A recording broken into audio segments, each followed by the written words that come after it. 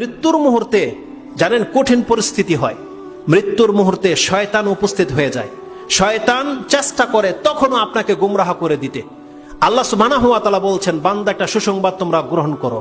যেই ব্যক্তি এই জমিনে সুস্থ থাকা অবস্থায় আমার বান্দা ছিল, আমার ইবাদত করেছে, আমার সাথে শিরিক করেনি, সেই ব্যক্তি অসুস্থ হয়ে গেলে মৃত্যু মুহূর্তে আমি আল্লাহ তার ইমানের হেফাজতের দায়িত্ব নিয়ে নিলাম। আল্লাহ বলছে এটা আমার পক্ষ থেকে তোমাকে হেফাজত করা হবে। ওই মুহূর্তে তোমাকে শয়তান গুমরাহ করতে পারবে না। জীবনের পুরোটা জীবন আপনি আল্লাহর পথে হেঁটেছেন, আল্লাহ বলছেন একে কোনোদিন শয়তান মৃত্যু মুহূর্তে গুমরাহ করতে পারবে না। আল্লাহ সুবহানাহু ওয়া তাআলা কোথায় বলেছে? কোরআনে আল্লাহ সুবহানাহু ওয়া তাআলা সূরা ফুসসিলাত হামিম সাজদা 41 নম্বর সূরার 30 নম্বর আয়াত আল্লাহ বলছেন, আল্লাযিনা ইন্নাল্লাযিনা ক্বালু রাব্বুনাল্লাহু সুম্মা ইসতাকামু, যেই ব্যক্তি বলবে আমার প্রতিপালক আল্লাহ, আর এটা বলার পরে সে এটার উপরে স্ট্রিক থেকেছে, স্থির থেকেছে, কায়েম থেকেছে, আল্লাহ বলছেন তাতানাজ্জালু আলাইহিমুল মালায়েকা আল্লা তাখাফু ওয়া লা তাহজানু ওয়া আবশিরু বিল জান্নাতি আল্লাতী কুনতুম তুআদুন নাহনু আউলিয়াউকুম ফিল হায়াতিদ দুনিয়া ওয়া ফিল আখিরাহ ইলা আখিরিল আয়াত। এই আয়াত আল্লাহ সুবহানাহু ওয়া তাআলা বলছেন, যেই ব্যক্তি বলবে ইন্নাল্লাযিনা ক্বালু রাব্বুনাল্লাহ, আমার প্রতিপালক হচ্ছেন আল্লাহ, এখানে রব বলেছে, শুধু ইলাহ বলেনি আল্লাহ, রব।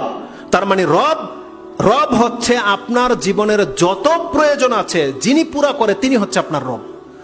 আপনার জীবনের যত প্রয়োজন আছে, যেই ব্যক্তি বলবে আমার প্রয়োজন পুরা করে আমার আল্লাহ, রাব্বুন আল্লাহ, আমার রব হচ্ছেন আল্লাহ, আল্লাহ বলছেন সুম্মাস্তাকামু, এটা যদি সে তার সার্বিক জীবনে বাস্তবায়ন করে দেখাতে পারে, তার সন্তান দরকার সে আল্লাহ ছাড়া আর কারোর কাছে চায়নি, তার সুস্থতা দরকার সে আল্লাহ ছাড়া অন্য কারোর কাছে চায়নি, তার ভয় আল্লাহকে কেন্দ্রিক, তার ভালোবাসা আল্লাহকে কেন্দ্রিক, এটা যে বাস্তবায়ন করে দেখাতে পারবে, আল্লাহ বলছেন তাতানাজ্জালু আলাইহিমুল মালায়েকা, আমি তার জন্য ফেরেশতা নাজিল করে দেব। ইমাম বুখারী রাহিমাহুল্লাহ বলছেন কখন ফেরেশতা নাজিল করা হবে? ইনদাল মউত। এটা আপনি ইমাম বুখারীর 65 নম্বরের 31 নম্বর যে আলোচনা রয়েছে, 41 নম্বর 65 নম্বর অধ্যায় তাফসীর তার 41 নম্বর পরিচ্ছদে গিয়ে পেয়ে যাবেন। ইমাম বুখারী রাহিমাহুল্লাহ বলছেন ইনদাল মউত, এই ফেরেশতা নাজিল করা হবে মৃত্যু মুহূর্তে। কেন করা হয়েছে? কারণ বোঝা যাচ্ছে যে এখানে একটা সেনসিটিভ বিষয় আছে। কেন আল্লাহ মৃত্যুর মুহূর্তে একটা মুমিনের কাছে আল্লাহ ফেরেশতা কেন নাজিল করে? এই আয়াতের কয়েকটা কথা বলা হয়েছে। ফেরেশতা এসে কি বলে? নাহনু আউলিয়াউকুম ফিল হায়াতিদ দুনিয়া ওয়া ফিল আখিরাহ ওয়া আবশিরু বিল জান্নাতি আল্লাতী কুনতুম তুআদুন। এটা প্রথমে রয়েছে।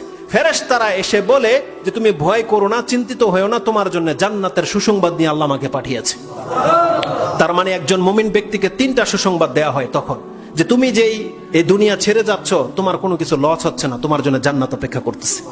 আর নাহনু আউলিয়াউকুম ফিল হায়াতিদ দুনিয়া ওয়া ফিল আখিরাহ, আমরা দুনিয়াতে তোমার বন্ধু ছিলাম, কবরেও আমরা তোমার সঙ্গে থাকবো, তুমি একা নও, যাতে করে সে ভয় না পায়।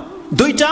আর 3য়টা যেটা হাদিস দিয়ে ব্যাখ্যা করা যাবে সেটা হচ্ছে এই মুহূর্তে শয়তান উপস্থিত হয়ে যায় গুমরাহ করার জন্য, আল্লাহ সম্পর্কে বাজে মন্তব্য তার মধ্যে ঢুকিয়ে দেয় এবং তার বেখেয়ালি করে দেয়, যাতে করে সে লা ইলাহা ইল্লাল্লাহ বলতে না পারে, আল্লাহর উপরে ইমানের উপরে সে টিকে না থাকতে পারে। শয়তান সেখানে উপস্থিত হয়ে যায়। 2টা হাদিস দিয়ে আমি আপনাকে সেটা প্রমাণ করব যে মৃত্যু মুহূর্তে শয়তান যে উপস্থিত হয়ে যায়। দেখেন, একটা হাদিস যেটা মুসনাদে আহমদে রয়েছে এবং ওই হাদিসটিকে আপনার মুসনাদে আহমদ, আবি আলা এবং দোয়া লিতাবারানির কিতাবে রয়েছে, সাহিহুল জামেতে রয়েছে এবং সাহিহা সিলসিলাতুল হাদিসা সাহিহার মধ্যে রয়েছে।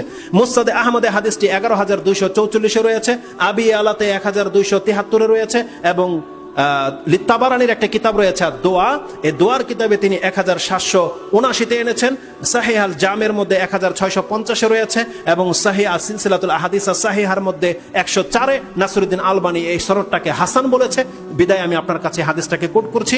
হাদিসটা বয়ান করেছেন আবি সাঈদ খুদরি রাদিয়াল্লাহু তাআলা, তিনি বলছেন সামিয়াতু রাসূলুল্লাহ সাল্লাল্লাহু আলাইহি ওয়াসাল্লাম ইয়াকুলু ইন্না ইবলিসা, ইবলিস বলে, ইন্না ইবলিসা ক্বালা লি রাব্বিহি, ইবলিস তার রবের কাছে চ্যালেঞ্জ করে বলেছিল, ওবি ইজ্জাতিকা ওয়া জালালিকা, আল্লাহ তোমার ইজ্জত এবং তোমার মর্যাদার কসম করে বলছি, লা উগুই বনি আদম মা দামাতিল আরওয়াহু ফীহিম, আল্লাহ আমি তোমার ইজ্জত এবং তোমার বরত্বের কসম করে বলতেছি, আদম সন্তানের কোনো একজনকে আমি ছাড়বো না, ওদেরকে আমি গুমরাহ করতেই থাকবো যতক্ষণ পর্যন্ত ওর দেহের মধ্যে প্রাণ থাকবে।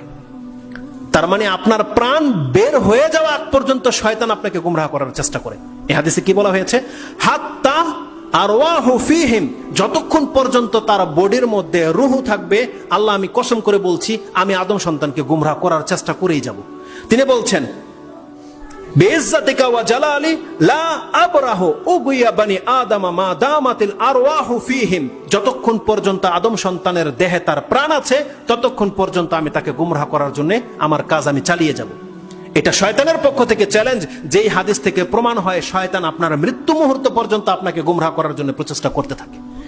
সাথে আল্লাহর একটা রহমত রয়েছে, ওটা আমি আপনাকে শুনিয়ে দিই। হাদিসে রয়েছে, যখন শয়তান এইভাবে চ্যালেঞ্জ করেছে, আল্লাহ সুবহানাহু ওয়া তাআলা তার মুমিন বান্দাদের জন্য জবাবে শয়তানকে কি বলেছিল সেটা আপনি শুনে নেন। আল্লাহ সুবহানাহু ওয়া তাআলা বলছেন, ফাকাল আল্লাহু আযজা ওয়া জাল ফাবিইজ্জাতি ওয়া জালালি, শয়তান তো এটা ভালো করে শুনে রাখ, আমি আমার মর্যাদা এবং ইজ্জতের কসম করে বলছি, লা আবরাহু, আমিও ক্ষান্ত হব না, আগফিরু লাহুম মা আস্তাগফারুনি, যেই ব্যক্তি আমার কাছে ক্ষমা চাইতে থাকবে আমি ওকে ক্ষমা করতেই থাকবো। সুবহানাল্লাহ। একটা ব্যক্তি যদি আল্লাহর উপরে ভরসায় রাখে, তাহলে মানে শয়তান ওকে দিয়ে কত পাপ করাবে। পাপ হয়ে গেছে, আপনি যদি বলেন আল্লাহ আমাকে মাফ করে দাও, আল্লাহ বলছেন যখনই আমার কাছে ক্ষমা চাইবে তখনই আমাকে মাফ করে দেব। এটা হচ্ছে একজন মুওয়াহিদ বান্দার সাথে আল্লাহ সুবহানাহু ওয়া তাআলার আচরণ। আল্লাহ বলছেন তুই কত পাপ করাবি তাকে দিয়ে, কি গুমরাহ করবি তুই, যদি ও আমার কাছে ক্ষমা চায়। এখানে শর্ত হচ্ছে মা আস্তাগফারুনি, যখনই ও আমাকে ক্ষমা চাইবে আমি তখনই ওকে ক্ষমা করে দেব। আর আল্লাহ বলছে এটা আমি ক্ষান্ত হব না, মা আবরাহু, আমি ক্ষান্ত হব না, যে কোন একটা সময় এটা হবে যে ও তো বারবার পাপ করে থাকর আর মাফ করবো না। আল্লাহ বলছে এমনটা হবে না, ও যতবার পাপ করবে, যতবার বলবে আল্লাহ আমাকে ক্ষমা করে দাও, আল্লাহ বলছে আমি তখনই তাকে ক্ষমা করে দেবো। এই হাদিসের মধ্যে সেটা প্রমাণ হয়। তাহলে ইনশাআল্লাহ ওটা আমরা ক্ষমার আলোচনার মধ্যে উল্লেখ করব।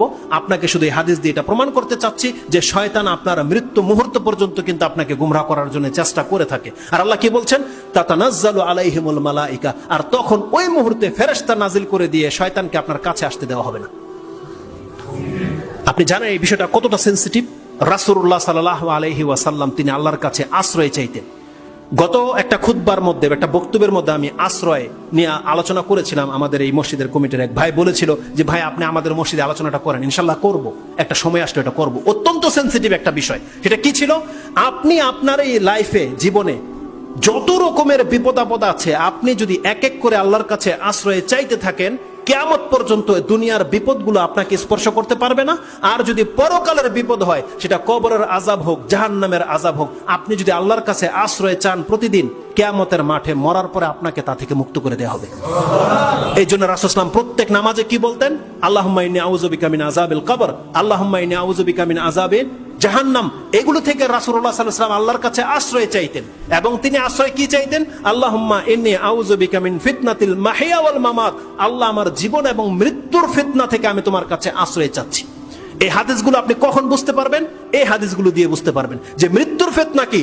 মৃত্যুর সময় আল্লাহ সুবহানাহু ওয়া তাআলা সম্পর্কে বিরূপ ধারণা চলে আসা, আল্লাহ সুবহানাহু ওয়া তাআলা সম্পর্কে ঈমান না থাকা, এটা হচ্ছে মৃত্যু অবস্থায় ফিতনা। রাসূল সাল্লাল্লাহু আলাইহি ওয়াসাল্লাম সেই ফিতনা থেকে আশ্রয় চাইতেন। এবং রাসূলুল্লাহ সাল্লাল্লাহু আলাইহি ওয়াসাল্লামের আরেকটা হাদিস দিয়ে আমি আপনাকে প্রমাণ করে দেব যে রাসূলুল্লাহ সাল্লাল্লাহু আলাইহি ওয়াসাল্লামের ঈমান হলো, এবং আমাদের জন্য যে মেসেজটা রাসূল সাল্লাল্লাহু আলাইহি ওয়াসাল্লাম রেখে গেছে, রাসূল সাল্লাল্লাহু আলাইহি ওয়াসাল্লাম আমাদেরকে শিক্ষা দিতে চেয়েছে যে প্রত্যেকে জেনে রাখো মৃত্যুর সময় কিন্তু শয়তান উপস্থিত হয়, অতএব তোমরা ওই অবস্থা থেকে আল্লাহর কাছে আশ্রয় চাও। ইমাম আবু দাউদ রাহিমাহুল্লাহ হাদিসটা কি কোট করেছেন, আপনি সালাতের অধ্যায়, এটা হচ্ছে তার 2 নম্বর অধ্যায়, 367 নম্বর পর্বে 367, হাদিস নাম্বার হচ্ছে 1552, এবং নাসাইতে রয়েছে হাদিসটি 1552। এই হাদিসের মধ্যে আপনি পেয়ে যাবেন রাসূলুল্লাহ সাল্লাল্লাহু আলাইহি ওয়াসাল্লাম থেকে আবিল ইয়াসার তিনি বর্ণনা করছেন, কানা আন্না রাসূল সাল্লাল্লাহু আলাইহি ওয়াসাল্লাম কানা ইয়াদউ, রাসূল সাল্লাম যেই দোয়াগুলো আল্লাহর কাছে করতেন তার মধ্যে একটা দোয়া, যেটা আজকে এখান থেকে মুখস্থ করে যাবেন। রাসূল সাল্লাম দোয়া করতেন, আল্লাহুম্মা ইন্নী আউযু বিকা, আল্লাহুম্মা ইন্নী আউযু বিকা আইয়াতাখাব্বাতানি আশ-শায়তানু ইনদাল মাউত, আল্লাহ আমি তোমার কাছে আশ্রয় চাচ্ছি শয়তানের প্ররোচনা থেকে, শয়তানের খপ্পর থেকে, যখন সে মৃত্যুর সময় উপস্থিত হয়। তার মানে রাসূল সাল্লাল্লাহু আলাইহি ওয়াসাল্লামের এই হাদিস প্রমাণ করছে যে মৃত্যুর সময় শয়তান উপস্থিত হয়। রাসূল সাল্লাল্লাহু বলছেন, আল্লাহুম্মা ইন্নী আউযু বিকা আইয়াতাখাব্বাতানি আশ-শায়তানু ইনদাল মাউত, আল্লাহ শয়তান যেন আমার মৃত্যু মুহূর্তে আমাকে ছিনিয়ে নিতে না পারে, আমাকে যেন গুমরাহ করতে না পারে, আল্লাহ সেই মুহূর্ত থেকে আমি তোমার কাছে আশ্রয় চাচ্ছি। তার মানে বোঝা যাচ্ছে শয়তান সেখানে উপস্থিত হয়। আর আল্লাহ সুবহানাহু ওয়া তাআলা মুমিন বান্দাদের সাথে কি করেছে আল্লাহ বলবে, আল্লাহ সুবহানাহু ওয়া তাআলা আমাদেরকে শিক্ষা দিয়েছে, যেই ব্যক্তি তার ঈমানকে বাঁচিয়ে রেখে মরার পর্যন্ত পৌঁছে যাবে, ওই মুহূর্তে ঈমানের দায়িত্ব, বাঁচিয়ে রাখার দায়িত্ব আল্লাহ সুবহানাহু ওয়া তাআলা তার হাতে নিয়ে নিয়েছে। আল্লাহ বলছে তুমি তোমার ইমানকে বাঁচিয়ে রাখো, মৃত্যু মুহূর্তে বান্দা, যেহেতু আল্লাহ বলেছে আমি তোমাকে সার্বিক নিরাপত্তা দিয়ে দেব, এটাই হচ্ছে নিরাপত্তার গ্যারান্টি। যার ইমান নিয়ে সে মরতে পারবে, সে কবরের আযাব থেকে বাঁচতে পারবে, জাহান্নামের আগুন থেকেও সে মুক্ত হতে পারবে। আল্লাহ সুবহানাহু ওয়া তাআলা যেন আমাদেরকে ইমান বাঁচিয়ে রেখে তার সাথে সাক্ষাৎ করার তৌফিক দান করে। এই মর্মে বহু কথা আছে, যেহেতু সময় পার হয়ে চলে যাচ্ছে, ইনশাআল্লাহুল আজিজ নেক্সট খুতবাগুলোতে আমি আপনাকে দেখাবো। তারপরে একটা পর্ব বাকি আছে যে জুলুম কি। এই জুলুম হচ্ছে শিরক, এতটাই শুধু আজকে স্মরণ করিয়ে দিলাম। নেক্সট খুতবাতে সেই ডিটেলস কথাগুলো আসবে। আজকের এই খুতবার মেসেজ কি ছিল আপনাদের জন্য? যে যেই ব্যক্তি তাওহীদের উপরে বেঁচে আছেন, যেই ব্যক্তি এক লা ইলাহা ইল্লাল্লাহকে টিকিয়ে রাখতে পারবেন, তার মানে আল্লাহ আপনার সাথে ওয়াদা করছে, বান্দা তোর যত পাপ হোক না কেন, শাস্তি পাওয়ার পরেও হলেও তোকে আমি জাহান্নাম থেকে মুক্ত করে দেব। এই মেসেজটা ছিল আপনাদের প্রতি আজকে। এবং আল্লাহ সুবহানাহু ওয়া তাআলার কাছে আমাদেরকে প্রতিনিয়ত আশ্রয় চাইতে হবে, যাতে মৃত্যুর সময় শয়তান আমাদেরকে গুমরাহ করতে না পারে। আমরা বলি আল্লাহুম্মা ইন্নী আউযু বিকা আইয়াতাখাব্বাতানিয়া শায়তানু ইনদাল মউত। আল্লাহ আমি তোমার কাছে আশ্রয় চাচ্ছি, শয়তান যেন আমার মৃত্যু মুহূর্তে এসে আমাকে গুমরাহ করতে না পারে।